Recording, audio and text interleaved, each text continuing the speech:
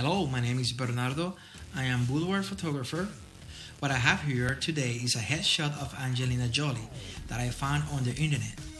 What I'm going to show you is how I create two different faces using each side of her face. The first one was made using the left side and the second one was using her right side. As you can see, each one of the resulting images looks like two different persons.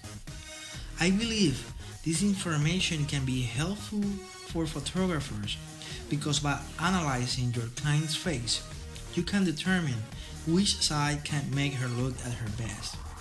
Please let me know what you think about this. Hope you enjoy and don't forget to share.